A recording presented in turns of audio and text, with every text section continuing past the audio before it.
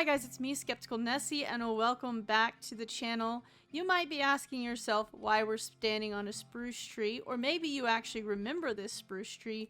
This is where we spawned in when we first started this world exactly 1 year ago.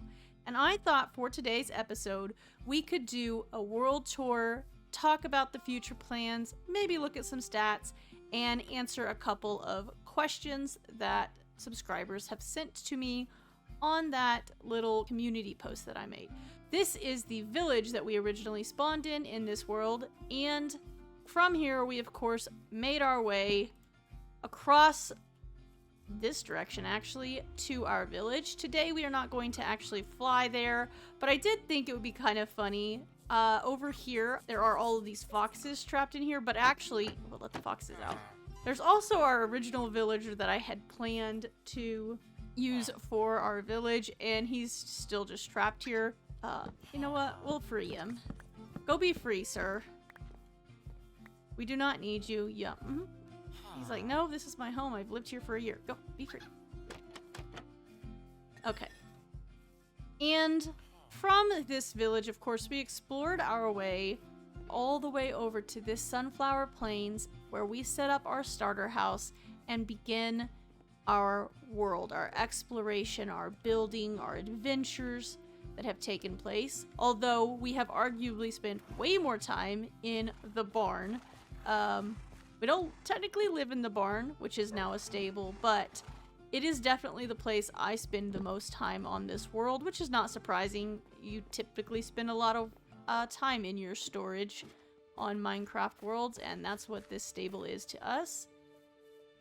I think it'd be really cool to take a look at the cheaty cam really quick and just actually absorb everything that has been built here in the time that we've been playing.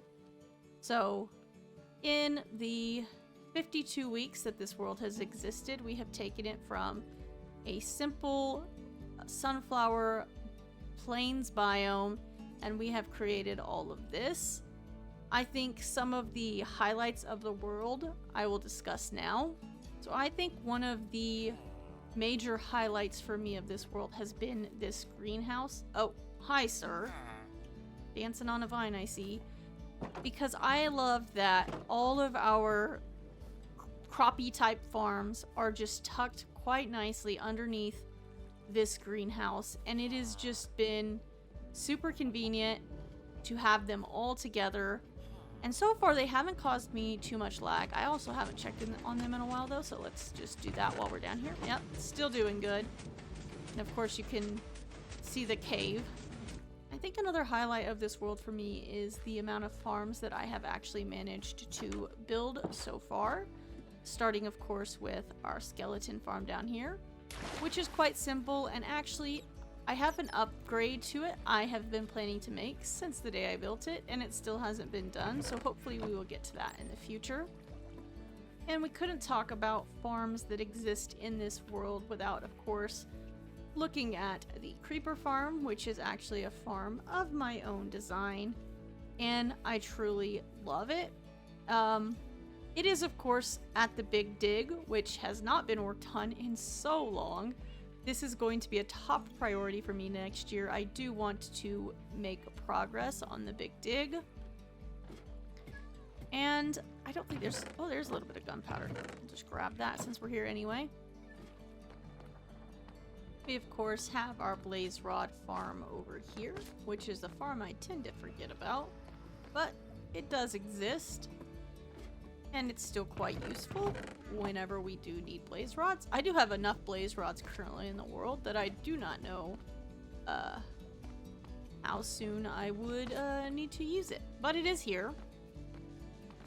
And of course we have our farms here on the nether roof. We've only got these two here and the Froglight farm, which I'll take a look at in just a minute. But this has been really useful. I haven't actually AFK'd it in a while. We probably should add that to our list. There's a whole lot of gold in there. I must be loading it when I'm working on the nether hub. That is interesting. I did not know that it would produce anything down at the nether hub. Okay, The other farm, of course, that we have, I gotta see if I can find it. This is a very difficult farm for me to find. I did a great job of marking my way to this farm, yeah. I'm pretty sure it's a diagonal this way. Let's see if we can find it. Oh, yep, I see it right there.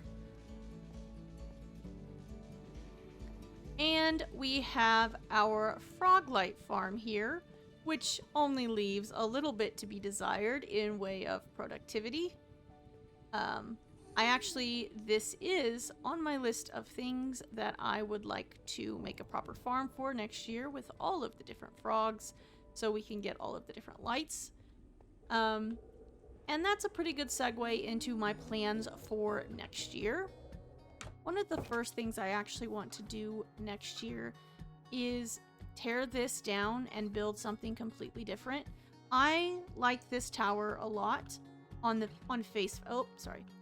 I like this tower a lot on face value, but it absolutely does not fit with the aesthetic of the world.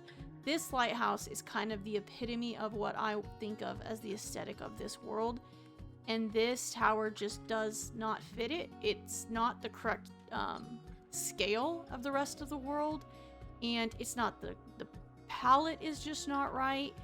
Everything about this just does not fit the world in my mind. So I don't know what I'm going to replace this with, but I do want to replace this tower next year. Originally, my plan for this world was that this would be my last episode. Episode 52 was going to be the final episode, and I was going to start a new world. Season 2, episode 1 would be essentially episode 53. But the closer I have gotten to that day, the more I've realized I have so much stuff still that I want to do in this world that I just cannot actually comprehend giving it up yet. And I've always been of the opinion, if you're still having fun when you're playing a game, keep doing what you're doing. And when it's boring, do something else. So that leads us down here into the cat cave. This is actually a project that I am still really excited about. I haven't forgotten about the cat cave, even though I'm sure as a viewer it probably feels like I have. The problem is I haven't decided exactly what I want to do down here yet. And until the creative inspiration strikes me, I don't want to place blocks because I don't want to come back 6 months later and say, oh, I've got a new idea, a better idea, and then rebuild it. So until I figure out exactly what I want to do, this cat cave will probably stand how it is now. But never fear, I have not given up on the cat cave. I've been mulling ideas around about what I'd like to do here. Let's go up. And something I've mentioned a couple of times is that I have something I'd like to put on top of this hill. The unfortunate thing is I haven't come up with a design that I like for that thing. So I do want to build that. I want to complete the Big Dig, and I have a plan for a slime farm over in the Big Dig. So there's that I'd like to do next year. I'd like to fix that frog farm, as I said. I still have not completed my collection of passive mobs here. As you know, we are actually missing the goat. And unfortunately, last episode, I didn't manage to get all of the dogs, so we're also missing some of the dogs. The other big plans I have in this world are that eventually I'd like to add a museum. I don't know where. I don't have a design for that yet. I would like to finish our nether hub. We've made quite a bit of progress on it, and it's actually finally starting to go green on us, which is awesome. But there's still a lot of work to be done here in the nether hub, and of course, I still gotta finish this tunnel that I died making. I don't even know what the roof is going to be because I was freehanding that at the time. Another thing that I've been wanting to do is actually to do something here with our main end island. I've never actually built anything really on the end island, but I have an idea for sort of like a fairy forest full of bees, and the bees are because I want a lot of honey, and bees work really well in the end. But in order to do that, we need to spawn the dragon and open all of the end gateways so that we can actually build something here and not have it destroyed. So, and also, this thing needs to be replaced. This is so ugly. Eventually, we also need to move the dragon egg. The dragon egg still is on the pedestal. I still haven't touched it or got the achievement for picking it up. We'll just leave it. I think that concludes a majority of the world tour, so I think we'll jump really quick into the question that I got asked on my community post. Shay Dawn asked what other games I play outside of Minecraft, and I actually play Apex Legends, I play Timberborn, I play Stardew Valley, Valheim. Pretty much if it's a resource management game and or a crafting and survival game, I've probably tried it. But Minecraft is absolutely my #1 game. I adore this game. Been playing it since 2019, and I don't see that stopping anytime soon. Thank you so much for the comment and for the many comments that you have left, Shade On. I also thought I would just share some funny stats with you guys since I have been playing this game for a full year. There are some interesting ones that we can look at. We have jumped 172,000 times, which is a lot of jumping for 1 year. We have triggered 1 raid, but we have not actually succeeded in any raids. That was a great time. I have 11.12 days of playtime in this world, which equates to over 260 hours. A lot of hours in this world so far. I have slept over 1,000 times, which is insane, and I have over 4,500 times of trading with a villager. I think those are the major ones, and then the other ones, items crafted. We have crafted a lot of bone meal because of that skeleton farm, and let's see, are there any interesting ones here? Times broken.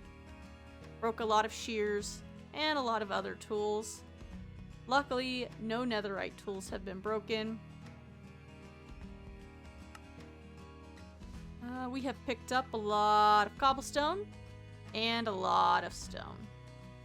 Mined a lot of stone, nearly 50,000 stone mined. We should go mine 3 stone really quick. Let's go find 3 stone and mine them, because that's wrong. We need to mine 3 stone. Go over to the big dig to mine our 3 stone. 1, 2, 3.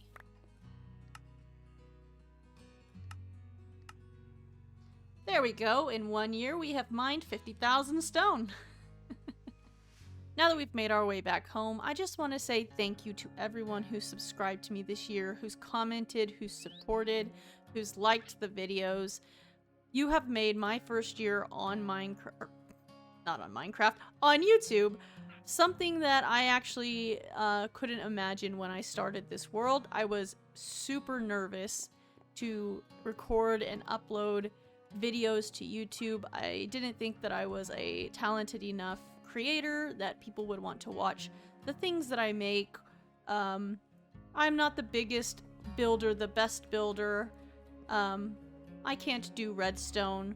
But I wanted to share my experience of Minecraft with people and the joy that I find in this game. And thank you so much for joining me on this adventure.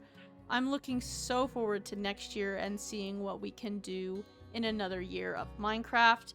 I am planning to try and maintain the schedule that I have maintained this year, which is putting a video up at 11:45 my time every Friday. I do want to say that I am transferring from being a master's student to being a PhD student next year. And I don't know how much time I'm honestly going to have to record and edit and upload videos. I'm hoping that I can maintain the same schedule with no breaks, but I just want to be very honest and upfront with you that there might be an occasional week where I just have to say I can't make anything, or maybe put up a really short 3-minute, 4-minute video of doing something quirky and silly on Minecraft, because that's all I'll have time for. Hopefully that doesn't happen too often, but I hope you understand. And with that said, I think that we will call this episode complete for today. I know it was short, but I just wanted a quick tour of the world, a quick thank you to everyone who's watched, and that's it. So thank you so much for joining me on today's episode. I can't wait to see you next week for a new episode in a new year of Minecraft. Bye!